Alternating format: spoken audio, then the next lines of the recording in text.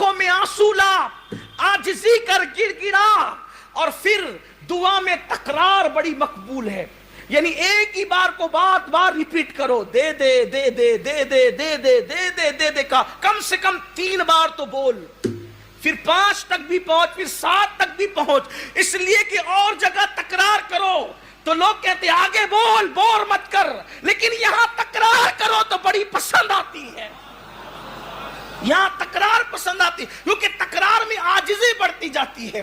اور پھر دعا میں یہ 2 چیزیں خاص کیا کرو کہ 3 مرتبہ یوں کہا کرو، یا ارحم الراحمین، یا ارحم الراحمین، یا ارحم الراحمین، ارحم الراحمین کو پکارو، کہو یا اے سب سے بڑھ کر رحم کرنے والے، کیونکہ حدیث پاک میں آتا ہے ایک فرشتہ خاص اس کے لیے قدرت نے مقرر کر دیا ہے کہ جو 3 مرتبہ پکارے گا ارحم الراحمین ارحم الراحمین ارحم الراحمین، فرشتہ کہے گا 3 بار رحمان و رحیم کہنے والے، اب مانگ، قدرت نے اپنے کرم سے اپنے اوپر واجب کر لیا ہے، جو مانگے گا قدرت تجھے عطا کر دے گا۔ 5 مرتبہ ربنا کہہ لیا کرو، اس لیے کہ حدیث پاک میں آتا ہے جو 5 بار ربنا کہہ کر مانگے اللہ اس کی دعا کو قبول ہی کرتا ہے، یہ آداب دعا ہے۔ اور پھر اس کے بعد کوشش یہ کیا کرو کہ جب دعا کرو تو اکیلے میں کرو، یہ خاص ہے، دعا کرو تو تنہائی میں کرو، تنہائی کی دعا کا بڑا اثر ہے، اکیلے میں کرو، اور پھر مجمع عام میں بھی کرو، اکیلے میں کرو، مجمع عام میں بھی کرو۔ مجمع عام میں اس لیے کرنے کے لیے کہا گیا کہ جہاں 40 مومن جمع ہوتے ہیں ان میں ایک اللہ کا ولی ضرور ہوتا ہے، تو ولی کی موجودگی میں کر، بھئی مزار پہ کیوں جاتے ہیں؟ ان رحمت اللہ قریب من المحسنین، اللہ کی رحمت ولیوں کے قریب ہے، محسنوں کے قریب ہے، تو اندر چلا گیا تو وہاں جا کے دعا کرتے ہو کہ ان کی برکت سے دعا قبول ہوگی، تو اوپر بیٹھا ہے تو وہاں بھی کرنا۔ اور پھر میں کہوں آپ کہیں تو کام نہیں بنتا، سید الانبیاء کہیں جس کے در سے ولایت بٹتی ہے، وہ کہتے ہیں جہاں 40 مومن جمع ہوں وہاں ایک ولی ضرور ہوتا ہے۔ اب یہاں تو 40 سے زیادہ ہے، 2-4 تو ہوں گے ہی، لیکن بڑی بات یہ ہے کہ وہ کہتا ہے اولیائی تحت قبائی، میرے ولی میری قبا کے نیچے چھپے ہوئے ہیں، ان کو میرے سوا کوئی نہیں جانتا، یا وہی جانتا ہے جو دوسرے چھپے ہوئے ہیں، تو ولی کو پہچاننا آسان نہیں ہے۔ اچھا اب یہ سوچتے ہوں گے کہ یار چھوٹے سے مجمع میں تو پہچان ہی لیں گے، کیسے پہچانیں گے؟ یہی تو بڑا مسئلہ ہے کہ جن کو آپ سمجھتے ہیں وہ ہوتے نہیں ہیں، اور جن کو نہیں سمجھتے وہ ہوتے ہیں۔ حدیث پاک میں آتا ہے اللہ کے ولیوں کی شان یہ ہے، بکھرے ہوئے بال ہے، پھٹے پرانے کپڑے ہیں، حالت یہ ہے کہ محفل میں آئے تو بھگائے جائیں، بیمار پڑ جائے تو کوئی عیادت کرنے والا نہ رہے، مر جائے تو کوئی جنازے میں شرکت کرنے والا نہ رہے، اور پھر شان یہ ہے کہ کسی بات پہ قسم اٹھا لیں تو قدرت ان کی قسم کو پورا فرما دیتی۔ اب یہ حدیث سنی تو ہر آگل پاگل کو پکڑ کر بیٹھ گئے کہ یہی ولی، اور پھر کہنے لگے یار جو اچھے لباس میں وہ ولی تو ہو نہیں سکتے، اگر اچھے لباس پہننے والا ولی نہیں ہو سکتا تو شیخ عبد القادر جیلانی میرے مرشد غوث پاک کے بارے میں آپ کا کیا خیال ہے کہ وہاں تو ہر دن نیا لباس ہے؟ اور پتہ چلا کہ اب آپ اس چکر میں پڑے نہیں، حضور نے کہہ دیا 40 میں ایک ولی ہوتا ہے، سوچو نا یار 40 ہے تو کوئی نہ کوئی تو ہوگا، ہمیں تو کیا کرنا، آم کھانا ہے، پیڑ تھوڑی گرنا ہے، ہوگا جو کہیں بھی بیٹھا ہوگا، کونے میں بیٹھا ہوگا، بیچ میں بیٹھا ہوگا، آگے بیٹھا ہوگا، پیچھے بیٹھا ہوگا، کھڑا ہوگا، کچھ بھی ہوگا، ہم نے نہیں تو دعا قبول ہونی چاہیے، بس فیض ملنا چاہیے، ہمیں کیا آم پیڑ گرنے سے مطلب، ہمیں صرف آم کھانا ہے، اور حضور نے کہہ دیا تو بات ہے۔ اور جتنا بڑا مجمع ہے پھر دعا اتنی زیادہ پر اثر ہے، اس لیے کہ جتنے زیادہ ہوں گے اتنی زیادہ مقبول، اسی لیے اجتماعی دعا رکھی جاتی ہے اکثر، اجتماعی دعا۔ اور آپ سوچیں گے کہ 40 میں ایک ولی کیسے ہوتا ہے؟ اصل بات یہ ہوتی ہے کہ اللہ والے ایسے مجمع میں پہنچ جاتے ہیں اس مجمع کی قبولیت کی ضمانت بن کر کہ وہاں لوگوں کی بگڑی بن جائے. اسی لیے تو کہا گیا نا جہاں دینی محفل منعقد ہو وہاں جایا کرو, وہاں پہنچا کرو دینی محفل میں, کہ ایک دینی محفل میں پہنچنا جو ہے وہ 70 گناہوں کی محفل کا کفارہ بن جاتا ہے. ایک دینی محفل میں پہنچنا 70 گناہوں کی محفل کا کفارہ بن جاتا ہے. تو اس لیے تنہائی میں دعا کیا کرو, پھر اس کے بعد مجمع عام میں دعا کیا کرو. پھر اس کے بعد فرمایا کہ یہ دعا کرو تو ایسے مت کہا کرو اللہ تو چاہے تو قبول کر, تو چاہے تو رد کر. کا یہ رد ہی ہے, یہ رد ہی ہے.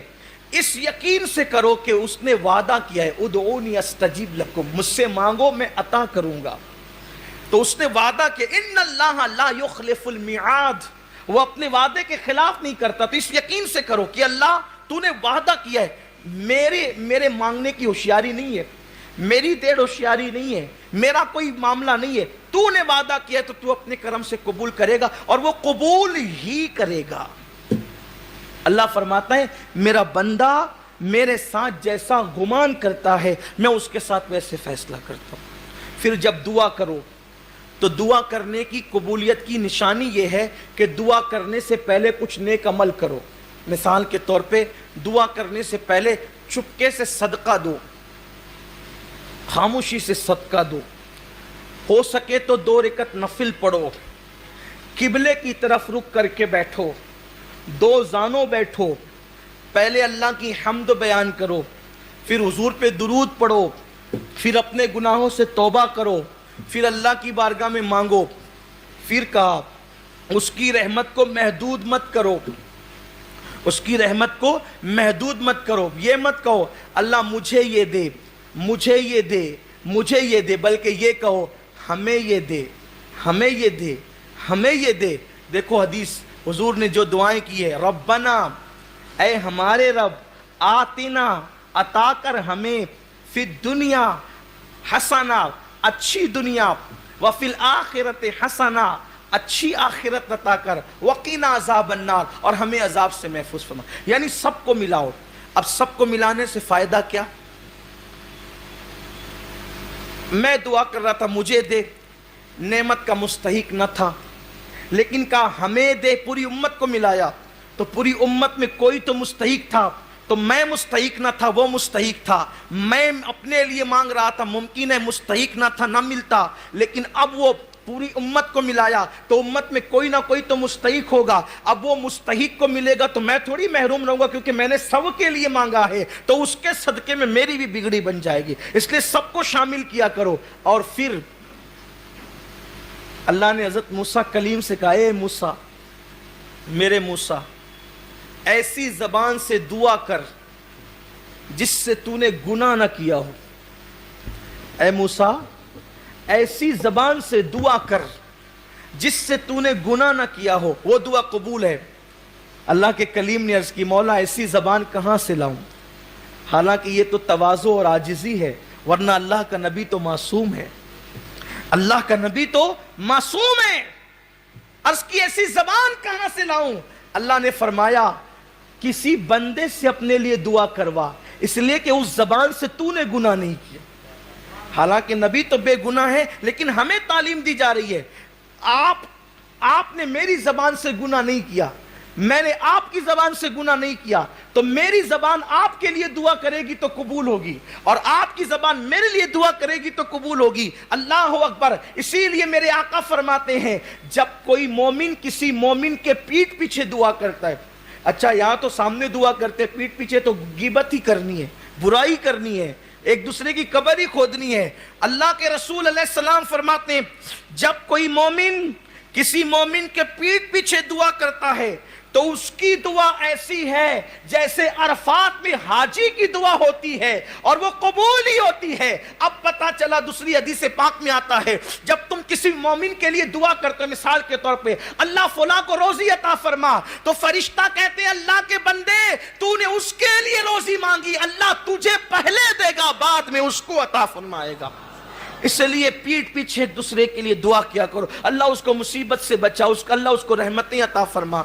और दुआ में अव्वल भी दुरूद, आखिर भी दुरूद। इसलिए कि मौलाना इमामुल मुतकल्लिमीन मौलाना नकी अली खान रहमतुल्लाह अलैह फरमाते हैं कि दुआ का शहपर है दुरूद।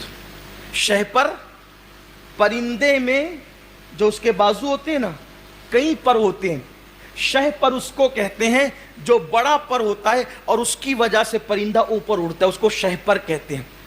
तो कहते हैं दुआ का शहपर दुरूद है, वही दुआ ऊपर जाती है जो दुरूद के पर के साथ होती है। जिस दुआ में दुरूद नहीं होता, फिर वो दुआ फारूक आजम कहते हैं जमीन और आसमान के दरमियान लटकी मुअल्लक रहती है, जिसमें दुरूद नहीं होता। इसलिए कि अव्वल दुरूद मकबूल, बाद में दुरूद मकबूल। अल्लाह की शान से बईद है कि वो पहला कबूल करे, आखिरी कबूल करे, बीच का छोड़ दे। पहला कबूल करेगा, आखिरी कबूल करेगा, तो बीच का भी कबूल ही करेगा। तो दुरूद पढ़ के दुआ किया करो, और फिर जब दुआ करो पेट में भी हलाल हो, जिस्म पर भी हलाल हो, इसका ख्याल करो।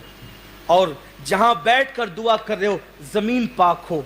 अल्लाह वालों के आस्थाने के करीब भी दुआएं कबूल होती है, अल्लाह वालों के आस्थाने के करीब भी दुआएं कबूल होती है। कुछ ऐसे मौके हैं कि ऐसी घड़ियों में दुआ रद्द नहीं होती। शबे जुमा में दुआ रद्द नहीं होती, जुमा की शब में दुआ रद्द नहीं होती, जुमा के दिन भी दुआ रद्द नहीं होती। और जुमा के दिन दो टाइम ऐसे हैं जो दुआ के लिए बड़े इक्सीर है, बहुत मुअस्सिर है। दो टाइम, एक वो जब इमाम खुतबा देने के लिए मिंबर पे जा रहा होता है, उस वक्त दुआ फौरन कबूल होती है। और दूसरा जो जुमा की आखिरी घड़ी आती, जुमा की जो लास्ट घड़ी आती है, इख्तितामी घड़ी, यानी गुरूब आफ्ताब के वक्त, मगरिब से कुछ पहले गुरूब आफ्ताब के वक्त, वो दुआ के लिए बहुत मुअस्सिर वक्त है, बहुत कबूल होती है दुआ। फिर अजान के बाद से लेकर पांचों वक्त, अजान के बाद से लेकर जमात खड़ी होने तक, शेख अबू तालिब मक्की कुव्वतुल कुलूब में लिखते हैं अजान और जमात के दरमियान दुआ की कबूलियत ऐसे है जैसे शबे कद्र में दुआ कबूल होती है। फिर उसके बाद नमाज के बाद जो फर्ज नमाज के बाद जो दुआ की जाती है वो भी रद्द नहीं होती, वो भी कबूल होती है। दोनों खुतबे के दरमियान जो दुआ की जाती है वो भी रद्द नहीं होती, वो कबूल होती है। इसी तरह बकरीद की शब यानी ईद उल अजहा की शब में दुआएं कबूल होती है, वो पूरी रात दुआ कबूल होती है। रजब की पहली शब में पूरी रात दुआ कबूल होती है। शबे ईद उल फितर में पूरी रात दुआ कबूल होती है। शबे कदर में जो 27वीं शब आम तौर पे होती है, पूरी रात दुआ कबूल होती है। रमजानुल मुबारक में चांद दिखने से लेके गुरु जो है वो चांद शव्वाल का नजर आने तक, या जो है वो इख्तितामी रोजे का, आखिरी रोजे का सूरज गुरूब होने तक, हर सेकंड, हर पल, हर साथ दुआ कबूल होती है। वहां उस पूरे महीने में कभी दुआ रद्द नहीं होती। पूरा महीना गोया के सीजन है मांगने का, कितना मांगना है मांगो, मांगते मांगते थकोगे, देते देते कभी नहीं थकता। क्या शान है मेरे मौला की। तो शबे ईद उल फितर, रमजान शरीफ का पूरा महीना, फिर इसी तरह से शबे बारात, फिर इसी तरह से जब किसी का इंतकाल हो, जब किसी की रूह निकलती हो, तो वहां भी रहमत के फरिश्ते होते हैं। तो वहां जबान से कोई ऐसा कलमा मत निकालो, इसलिए कि वहां जो भी बातें होती है फरिश्ते उस पर आमीन कहते हैं। तो रूह निकलते वक्त का मामला भी बड़ा जो है वो कबूलियत दुआ का होता है जब किसी के, और खास तौर पे रूह निकलने के बाद जब किसी मोमिन की आंखें बंद होती है उस वक्त भी दुआ कबूल होती है। यह भी दुआ की कबूलियत का वक्त है। इसी तरह बारिश बरसती है तो भी दुआ कबूल होती है, दुआ मुस्तजाब होती है। देखो दुआ तो हर वक्त कबूल होती है, यहाँ जो कबूल होने से मुराद है वो ये है कि दुआ का असर जल्दी जाहिर होता है। इसी तरह जब मुर्ग बांग देता है, अजान देता है, उस वक्त भी दुआ कबूल होती है, इसलिए कि मुर्ग अजान उस वक्त देता है जब वो रहमत के फरिश्तों को देखता है, जब वो रहमत के फरिश्तों को देखता है। हैरत की बात यह है कि लोग रसूलुल्लाह के मुतालिक कहते हैं कि उनको दीवार के पीछे की खबर नहीं। अरे यार, जिस मुर्गे को तू 200-500 रुपए में खरीद करके खाता है वो रहमत के फरिश्तों को देख लेता है। जिसे मौलवी देख नहीं पाता उसे वो मुर्गा देख लेता है। آپ غور کریں، یہ بیچارہ زندگی بھر یہی تقریر کرتا رہتا ہے کہ انہیں تو دیوار کے پیچھے خبر نہیں، دیوار کے پیچھے خبر. او تیری 2 ٹانگ کا مرغا دیکھ رہا ہے، رات دن وہ دیکھ رہا ہے اور اذان پڑھ رہا ہے، اور اس وقت تو دعائیں قبول ہو رہی ہے. حیرت کی بات ہے کہ لوگ یہ حدیث نہیں پڑھتے. یہ حدیثیں لوگوں کی نظر میں آپ سوچتے ہیں کہ یار ان کی بات کیوں آ گئی؟ ان کی بات اس لیے آ گئی کہ آپ کا عقیدہ محفوظ ہونا چاہیے، ورنہ پھر ان باتوں کا فائدہ کیا ہے؟ ہمارا مقصد ہے اللہ کے رسول صلی اللہ علیہ وسلم کی سچی وفا کے ساتھ جیو، اسی کا نام ایمان ہے. ورنہ اگر ان کے ساتھ وفا نہیں ہے تو پھر کوئی دعا بھی اثر والی نہیں ہے، پھر کوئی عبادت بھی اثر والی نہیں ہے. اصل مقصد دنیا میں آنے کا مصطفیٰ جان رحمت کے ساتھ وفا ہے. حضرت بیدم شوارسی رحمت اللہ علیہ کہتے ہیں کہ دنیا میں کیوں آئے؟ وہ کہتے ہیں عدم سے لائی ہے ہستی میں آرزو رسول، کہاں کہاں پھرتی ہے، کہاں کہاں لیے پھرتی ہے جستجو رسول. بلائے لوں تیری اے جذبے شوق صلی اللہ کہ آج دامن دل کھچ رہا ہے سوئے رسول. اور عجب تماشا ہو میدان حشر میں بے دم کہ سب ہو پیش خدا اور میں روبرو رسول. تو یاد رکھیے، جب مرغا اذان دے بارش ہو تب دعا کرو، مرغ اذان دے بھانگ دے تب بھی دعا کی قبولیت کا وقت ہے، اس وقت بھی دعا قبول ہوتی ہے. پھر اس کے بعد کبھی کبھی ایسا ہوتا ہے، آپ کو بس اب بات ختم کرتا ہوں، ٹائم ہو گیا ہے. کبھی کبھی ایسا ہوتا ہے کہ آپ کے دل میں بڑی رقت آتی ہے. کبھی دیکھنا ایسا اتفاق ہوتا ہے، دل زیادہ عبادت کو چاہتا ہے، دل کبھی رونے کو کرتا ہے، آنکھ میں آنسو آنے لگتے ہیں، یعنی دل نرم ہو جاتا ہے. تو حدیث پاک میں آتا ہے جس وقت دل نرم پڑ جائے اس وقت دعا کرنے کو غنیمت جانو، کہ اس وقت جو دعا کی جاتی وہ فوراً قبول ہوتی. آپ سے گزارش ہے، اور بھی عنوان بہت باقی ہے ابھی، لیکن اس عنوان کو ہم مزید آگے نہیں بڑھائیں گے کیونکہ ہمارا مقصد پورا ہو گیا. ترغیب دلانا تھا دعا کر، اور میں سمجھتا ہوں کہ اتنی چیز کافی ہے ایک مومن کے لیے کہ وہ دعا کرنے پر اس کو ابھارنے کے لیے کافی ہے. ہر وقت دعا کرتے رہو. مسافر کی دعا کبھی رد نہیں ہوتی، مسافر کی دعا کبھی رد نہیں ہوتی. اسی طرح بیمار کی دعا رد نہیں ہوتی. بیماروں سے دعا کراؤ، مسافروں سے دعا کراؤ، ماں باپ سے دعا کراؤ.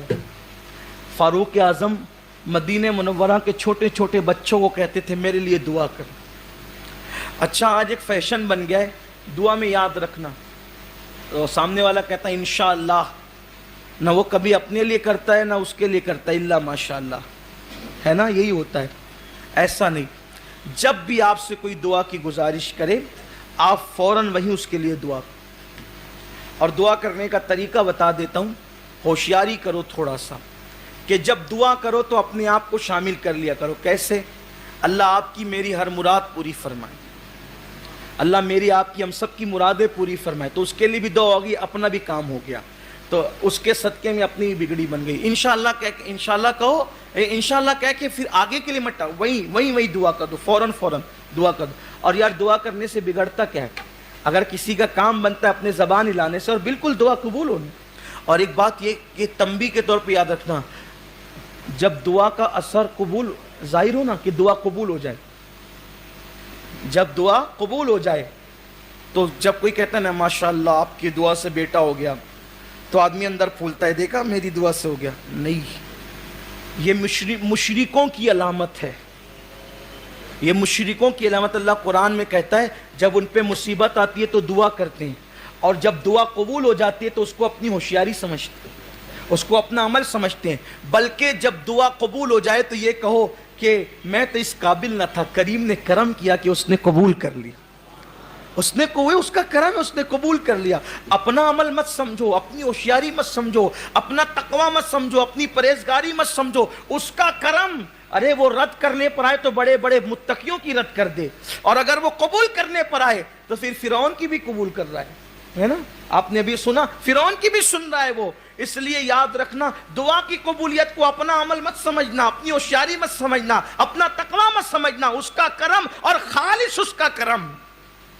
یہاں تو حالت یہ ہے کہ کہ اگر دعاؤں سے بچے بھی پیدا ہو جائیں تو بھی مائک پہ کھڑا کرتے ہیں کہ ذرا بتاؤ کہ کتنے بچے ہماری دعا سے پیدا ہوئے، کتنوں کو رشتہ ہماری دعا سے ملا. یہ انسان کہتا ہے آپ کو کیا حق ہے؟